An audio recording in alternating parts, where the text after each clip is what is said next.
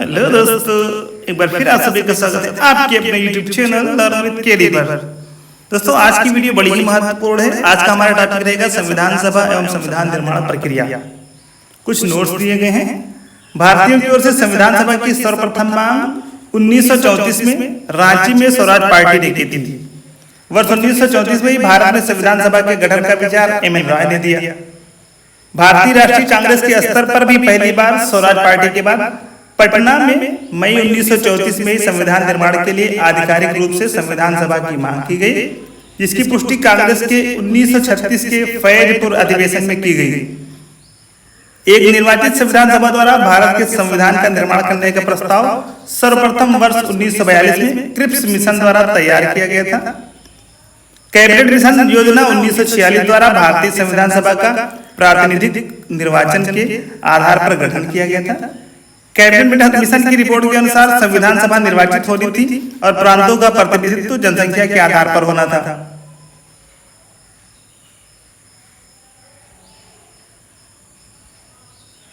इसके तहत मोटे तौर पर प्रति 10 लाख व्यक्तियों पर एक प्रतिनिधि की व्यवस्था प्रस्तावित थी। संविधान सभा की कुल सदस्य संख्या 389 निर्धारित थी। इनमें से 296 सीटें ब्रिटिश भारत को तथा 93 सीटें देशी रियासतों को आवंटित की जानी थी। ब्रिटिश भारत को आवंटित 296 सीटों में से 292 सदस्यों का चुनाव 11 गवर्नरों के प्रांतों से और 4 का चयन मुख्य चुनाव आयुक्तों के प्रांतों प्रत्येक में से एक से किया जाना था। देशी रियासतों के प्रतिनिधियों का चयन रियासतों के प्रमुखों द्वारा किया जाना था। संविधान सभा के लिए चुनाव जुलाई अगस्त 1946 में संपन्न हुए। 296 सीटों ब्रिटिश भारत को आवंटित में से कांग्रेस को 208, मुस्लिम लीग को 73 तथा छोटे समूह व स्वतंत्र सदस्यों को 15 सीटें मिली थी। 15 सीटें। देशी रियासतों ने प्रारंभ में संविधान सभा में भाग नहीं लिया। अब 28 अप्रैल 1947 को संविधान सभा के तृतीय अधिवेशन से इसमें भारतीय देशी रियासतों के प्रतिनिधि क्रमिक रूप से शामिल होना प्रारंभ हुए। संविधान सभा मुख्यतः अप्रत्यक्ष निर्वाचन का परिणाम थी। प्रांतों की विधानसभाओं का उपयोग निर्वाचक मंडल के रूप में किया गया। यह निर्वाचन वयस्क मताधिकार पर आधारित नहीं था। 1935 के अधिनियम के अनुसार मताधिकार कर, शिक्षा एवं संपत्ति के आधार पर सीमित था। 20 नवंबर 1946 को वायसराय ने निर्वाचित प्रतिनिधियों को आमंत्रित किया कि वह 9 दिसंबर 1946 को संविधान सभा की पहली बैठक में उपस्थित हों।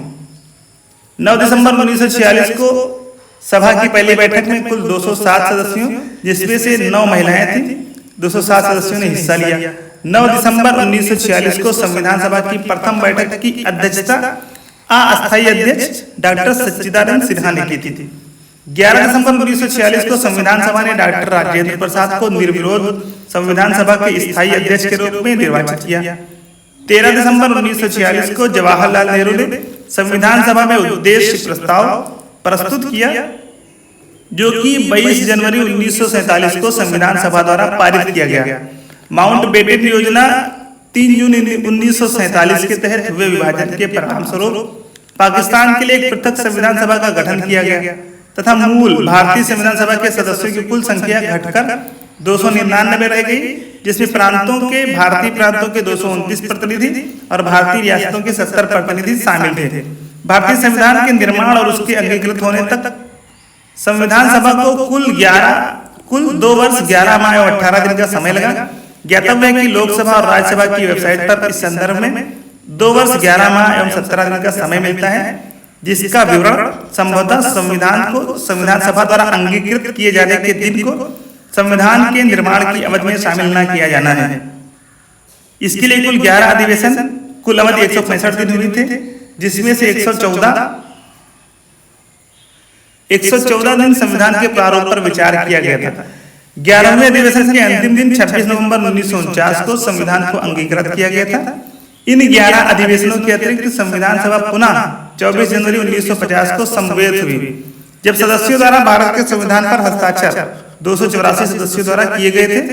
भारतीय संविधान के निर्माण के समय बेनेगल नरसिंह राव BN राव को संवैधानिक सलाहकार नियुक्त किया गया था। 26 नवंबर 1949 को भारत के लोगों द्वारा संविधान को अंगीकृत, अधिनियमित और आत्मार्पित किया गया। संविधान पूर्ण रूप से 26 जनवरी 1950 को लागू हुआ। भारतीय संविधान सभा में कुल महिला सदस्यों की संख्या 15 थी। उनके नाम इस प्रकार हैं: विजय लक्ष्मी पंडित, राजकुमारी अमृत कौर, सरोजनी नायडू, सुचेता कृपलानी, पूर्णिमा बनर्जी, लीला राय, लीला रॉय जी, दुर्गाबाई, हंसा मेहता, कमला चौधरी, रेणुका रे, मालती चौधरी, दक्षियादी वेलायुधन, बेगम एजाज रसूल, एनी मस्करीनी तथा अम्मू स्वामीनाथन। दोस्तों इसका स्क्रीनशॉट आप ले सकते हैं। ग्रेनेले ऑस्टिन ने कहा था कि संविधान सभा कांग्रेस थी और कांग्रेस भारत। ऑस्टिन ने कहा था, जी ऑस्टिन ने, कि संविधान सभा कांग्रेस थी और कांग्रेस भारत।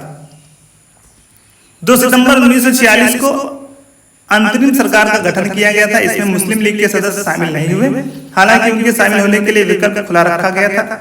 अंततः 26 अक्टूबर 1946 को जब सरकार का पुनर्गठन किया गया, तब मुस्लिम लीग के 5 प्रतिनिधियों को कैबिनेट में शामिल किया गया था। पहला प्रश्न हमारा है कि भारत के लिए संविधान की रचना है तो संविधान सभा का विचार निम्नलिखित में से सर्वप्रथम किसने प्रस्तुत किया था? सही जवाब है स्वराज पार्टी ने 1934 में।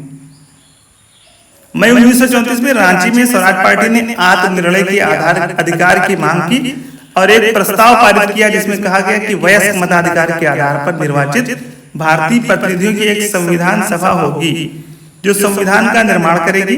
भारतीयों की ओर से संविधान सभा की मांग करने का यह प्रथम अवसर था। स्वतंत्रता के पूर्व के दिनों में प्रारंभ किसने संविधान निर्मात्री सभा का विचार प्रस्तुत किया था? तो दोस्तों इसका सही जवाब है ऑप्शन ए। वर्ष 1934 में भारत में संविधान निर्मात्री सभा का विचार एम.एन. रॉय ने दिया था। एक निर्वाचित संविधान सभा द्वारा भारत के संविधान का निर्माण करने का प्रस्ताव किया गया था क्रिप्स मिशन के द्वारा। एक निर्वाचित संविधान सभा द्वारा भारत के संविधान का निर्माण करने की द्वितीय विश्व युद्ध के समाप्त होने के पश्चात का प्रस्ताव सर्वप्रथम क्रिप्स मिशन 1942 द्वारा किया गया था। कैबिनेट मिशन योजना के अंतर्गत संविधान निर्मात्री परिषद ने प्रत्येक प्रांत को आवंटित सदस्य संख्या निर्धारित करने के लिए एक प्रतिनिधि कितनी जनसंख्या के अनुपात में था? सही जवाब होगा ऑप्शन बी 10 लाख व्यक्ति पर। कैबिनेट मिशन 1946 में भारत आया था। मिशन ने अपनी रिपोर्ट में संविधान सभा के गठन का एक सूत्र प्रस्तुत किया जिसके आधार पर संविधान सभा निर्वाचित होनी थी और प्रांतों का प्रतिनिधित्व जनसंख्या के आधार पर होना था। इसके तहत मोटे तौर पर प्रति 10 लाख व्यक्तियों के ऊपर एक प्रतिनिधि के निर्वाचन की व्यवस्था प्रस्तावित थी। इन व्यक्तियों में से कौन कैबिनेट मिशन का सदस्य नहीं था? विलियम वुड सदस्य नहीं थे। कैबिनेट मिशन मार्च 1946 में भारत पहुंचा। इस मिशन के सदस्य स्टेफोर्ड क्रिप्स अध्यक्ष बोर्ड ऑफ ट्रेड थे, पैट्रिक लॉरेंस भारत सचिव और ए.बी. एलेक्जेंडर नौसेना मंत्री थे। भारतीय संविधान सभा का गठन किया गया था।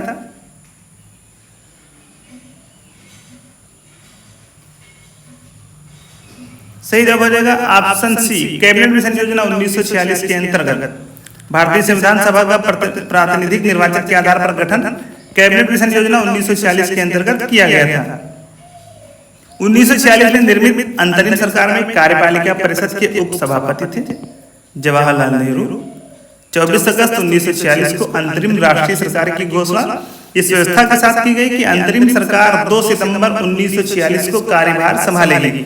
वायसराय इसमें कार्यपालिका परिषद का पदेन अध्यक्ष था तथा जवाहरलाल नेहरू को उपाध्यक्ष या उप सभापति बनाया गया। निम्नलिखित में से कौन अगस्त 1946 में गठित प्रथम अंतरिम राष्ट्रीय सरकार का सदस्य नहीं था? Doctor S Radhakrishnan. Cabinet mission योजना के आधार पर 24 अगस्त 1946 की घोषणा के तहत नवनिर्वाचित संविधान सभा से 2 सितंबर 1946 को भारत की अंतरिम सरकार का गठन किया गया था। इसमें सी राजगोपालाचारी शिक्षा मंत्री, डॉक्टर राजेंद्र प्रसाद खाद्य एवं कृषि मंत्री तथा जगजीवन राम श्रम मंत्री थे, जबकि डॉक्टर एस राधाकृष्णन इस प्रथम अंतरिम राष्ट्रीय सरकार के सदस्य नहीं थे। कथन है वेबल योजना के अनुसार कार्यकारी परिषद में हिंदू और मुस्लिम सदस्यों की संख्या समान होनी थी। कारण है कि वेबल का विचार था कि ऐसी व्यवस्था से भारत का बंटवारा बच जाता। तो इसका सही जवाब है ऑप्शन सी। कथन सही है पर कारण गलत है। अक्टूबर 1947 में लिनलिथगो के स्थान पर आर्कीबाल्ड वेबल वायसराय तथा गवर्नर जनरल नियुक्त किए गए। वे भारतीय संवैधानिक गतिरोध को दूर करने के उद्देश्य से मई 1945 में लंदन गए। वहां उन्होंने भारतीय प्रशासन के संबंध में ब्रिटिश सरकार से विस्तार से बात की तथा कुछ प्रस्ताव रखे। जून 1945 में उन प्रस्तावों को वेबल योजना के नाम से सार्वजनिक किया गया। वेबल योजना के प्रस्ताव में कार्यकारी परिषद में मुसलमान सदस्यों की संख्या हिंदुओं के बराबर होना, परिषद में वायसराय तथा कमांडर इन चीफ को छोड़कर सभी सदस्यों का भारतीय होना, शीघ्र ही शिमला में एक सम्मेलन का बुलाया जाना तथा युद्ध समाप्ति के पश्चात भारतीयों के द्वारा खुद का संविधान बनाया जाना इत्यादि प्रावधान शामिल थे। वेबल योजना का उद्देश्य राजनीतिक गतिरोध दूर करना, भारत को पूर्ण स्वशासन की दिशा में आगे बढ़ाना और संवैधानिक गतिरोध दूर करना था। इसका उद्देश्य कहीं से भी हिंदू मुस्लिम एकता को दृढ़ करना नहीं था, जिससे भारत का विभाजन रुक सके। अतः कथन सत्य है पर कारण गलत है। निम्नलिखित में से कौन से कथन संविधान सभा के विषय में सत्य हैं? सही जवाब है ऑप्शन सी 3 और 4। संविधान सभा के गठन के लिए राज्यों के विधानसभाओं का उपयोग निर्वाचक मंडल के रूप में किया गया, अतः संविधान सभा अप्रत्यक्ष निर्वाचन का परिणाम थी। इसका निर्वाचन वयस्क मताधिकार पर आधारित नहीं था। संविधान सभा में अनेक दलों के लोग शामिल थे और इस सभा ने अपने कार्यों का संचालन करने के लिए अनेक समितियों का गठन किया था। भारतीय संविधान सभा के संबंध में निम्नलिखित में से कौन से कथन सही हैं? कह रहा है कि सही उत्तर का चयन नीचे दिए गए कोड से करिए। दोस्तों इसका सही जवाब है ऑप्शन ए और डी। यह वयस्क मताधिकार पर आधारित नहीं थी, यह कई समितियों के माध्यम से कार्यरत थी। निम्नलिखित में से संविधान सभा के बारे में गलत कथन कौन सा है? सही जवाब है ऑप्शन सी। इसका निर्वाचन सार्वभौम वयस्क मताधिकार के आधार पर किया गया था। संविधान सभा के सदस्यों का निर्वाचन प्रांतीय विधानसभाओं के सदस्यों द्वारा अप्रत्यक्ष निर्वाचन के आधार पर हुआ था, न कि सार्वभौम वयस्क मताधिकार के आधार पर प्रत्यक्ष निर्वाचन द्वारा। कर, संपत्ति और शैक्षणिक योग्यता के आधार पर मताधिकार प्रदान किया गया था, सभी को मताधिकार प्राप्त नहीं था। भारत के संविधान का प्रारूप तैयार करने वाली संविधान सभा के सदस्यों को सही जवाब है ऑप्शन सी विभिन्न प्रांतों की विधानसभाओं द्वारा चुना गया था। भारतीय इतिहास के संदर्भ में प्रांतों से संविधान सभा के सदस्य प्रांतीय विधानसभाओं द्वारा निर्वाचित हुए थे। सही जवाब है ऑप्शन सी।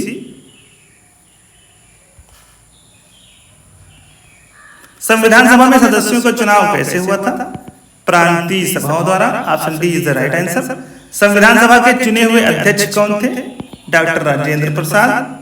9 दिसंबर 1946 को संविधान सभा की प्रथम बैठक की अध्यक्षता अस्थायी अध्यक्ष डॉक्टर सच्चिदानंद सिन्हा ने की थी। 11 दिसंबर 1946 को संविधान सभा ने डॉक्टर राजेंद्र प्रसाद को निर्विरोध संविधान सभा के स्थायी अध्यक्ष के रूप में निर्वाचित किया। संविधान सभा की प्रथम बैठक की अध्यक्षता किसने की थी? डॉक्टर सच्चिदानंद सिन्हा ने।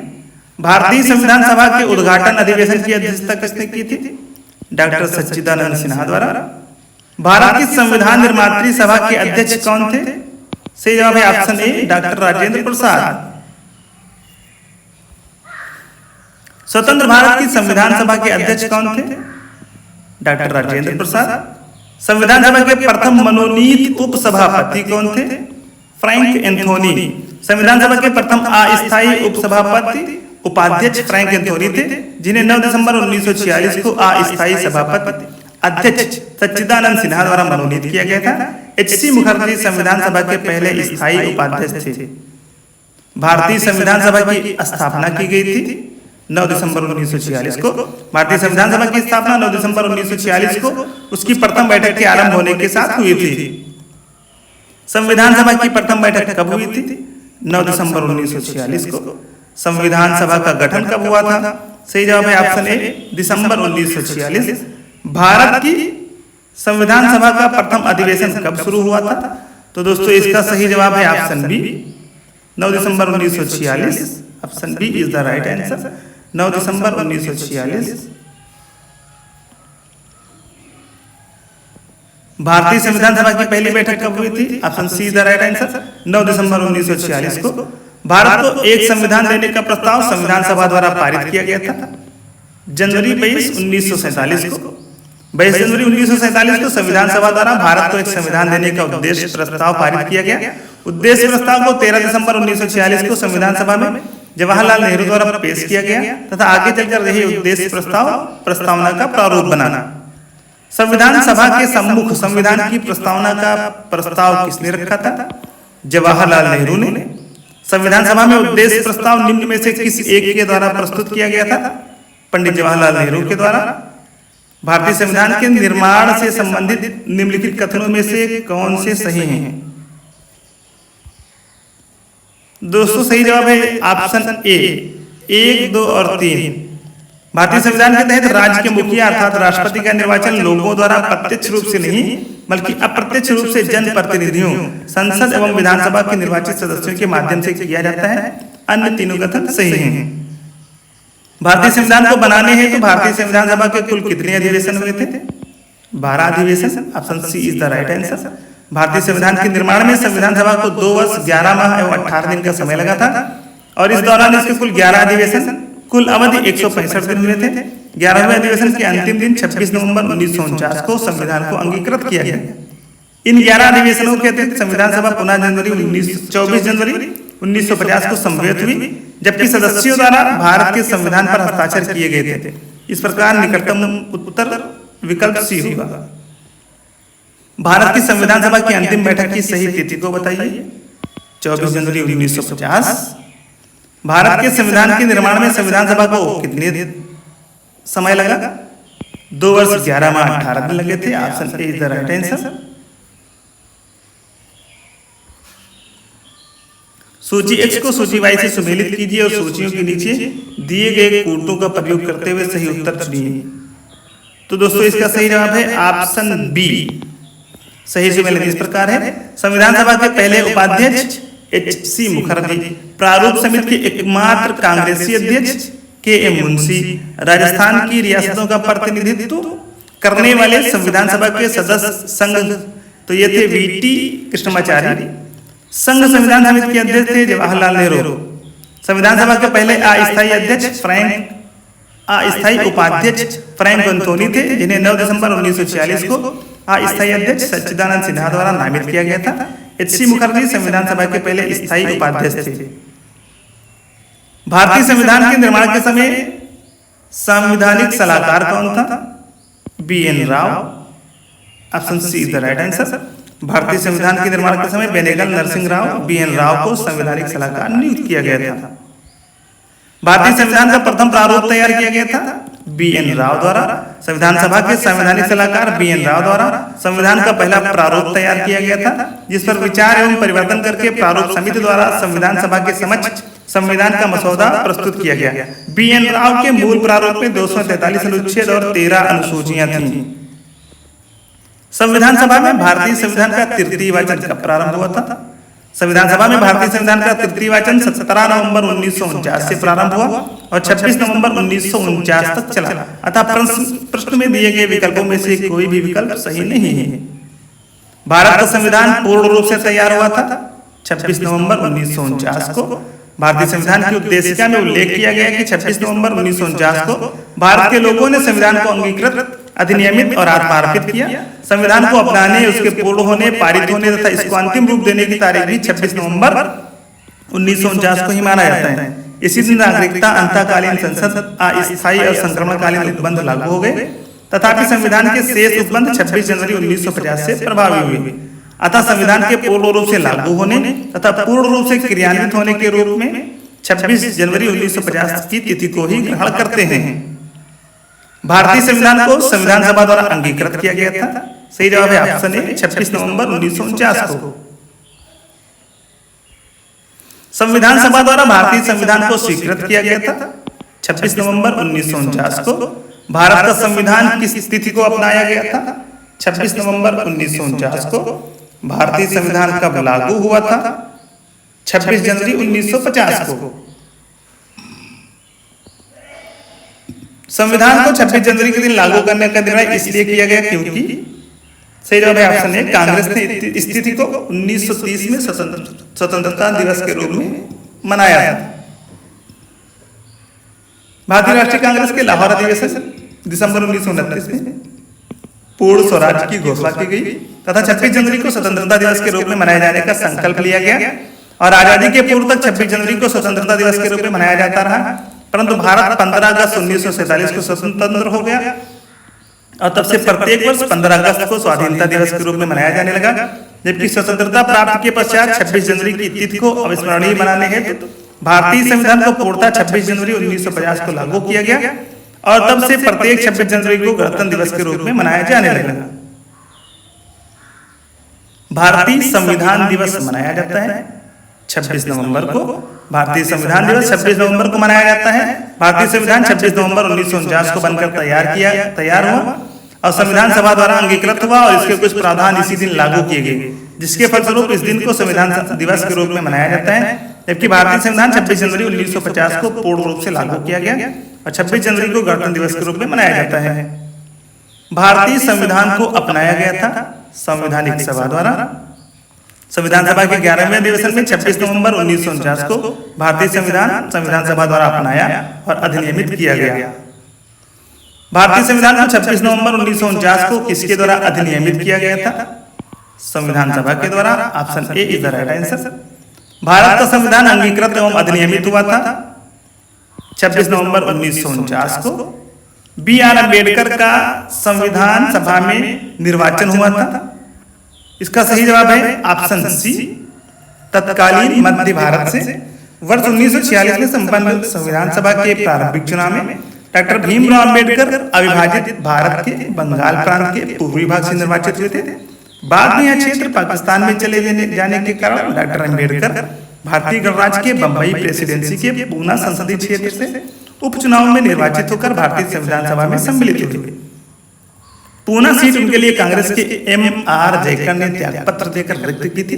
यद्यपि विकल्प ए में पश्चिम बंगाल है, फिर भी यह अभीष्ट विकल्प नहीं हो सकता क्योंकि डॉक्टर अम्बेडकर पूर्वी बंगाल से प्रथमतः निर्वाचित हुए थे। अंततः उन्होंने बंबई प्रेसिडेंसी से निर्वाचित सदस्य के रूप में संविधान सभा में कार्य किया था। अतः स्पष्ट है कि अभीष्ट उत्तर विकल्प बी है। डॉक्टर भीमराव अम्बेडकर का जन्म और मृत्यु कब हुई थी? ऑप्शन बी 1891 जन्म, 1956 मृत्यु। भारतीय संविधान निर्माण में मुख्य भूमिका निभाने वाले डॉक्टर भीमराव अम्बेडकर का जन्म 14 अप्रैल 1891 को महू मध्य प्रदेश में तथा मृत्यु 6 दिसंबर 1956 को दिल्ली में हुई। निम्नलिखित कथनों पर विचार कीजिए। तृतीय गोलमेज सम्मेलन के विचार विमर्श की परिणति भारत सरकार अधिनियम 1935 के पारित होने के रूप में हुई। अगला कथन है भारत सरकार अधिनियम 1935 ने ब्रिटिश भारत के सूबों और भारतीय रियासतों के एक संघ पर आधारित ऑल इंडिया फेडरेशन के गठन का उपबंध किया था। सही जवाब है ऑप्शन सी, 1 और 2 दोनों। नवंबर दिसंबर 1932 में लंदन में आयोजित तीसरे और अंतिम गोलमेज सम्मेलन में कांग्रेस ने भाग नहीं लिया था। इस सम्मेलन में भारत सरकार अधिनियम 1935 के लिए एक ठोस योजना को अंतिम रूप में पेश किया गया। इसमें ब्रिटिश भारत के सूबों और भारतीय रियासतों के एक संघ पर आधारित ऑल इंडिया फेडरेशन के गठन का प्रावधान किया गया था। नीचे दो कथन दिए हैं। कथन है भारत का संविधान देश की आवश्यकताओं की पूर्ति करता है। कारण है इसको एक गृहीत संविधान कहा जाता है। उपयुक्त के संदर्भ में निम्न में से कौन सत्य है? सही जवाब है ऑप्शन बी, ए और आर दोनों सत्य हैं, परंतु आर ए का सही स्पष्टीकरण नहीं है। भारत का संविधान देश की आवश्यकताओं की पूर्ति करने में पूर्णतः सक्षम है तथा भावी आवश्यकताओं के मद्देनजर इसमें संशोधन संबंधी प्रावधान भी हैं। दूसरी ओर इसमें विभिन्न देशों के संविधानों से तथ्य एवं विचार ग्रहण किए गए हैं, अतः इसे एक गृहीत संविधान भी कहा जाता है। इस प्रकार कथन एवं कारण दोनों ही सही हैं, परंतु कारण कथन का सही स्पष्टीकरण नहीं है। संविधान सभा में वयस्क मताधिकार को 15 वर्ष के लिए स्थगित करने की बात की थी मौलाना आजाद ने।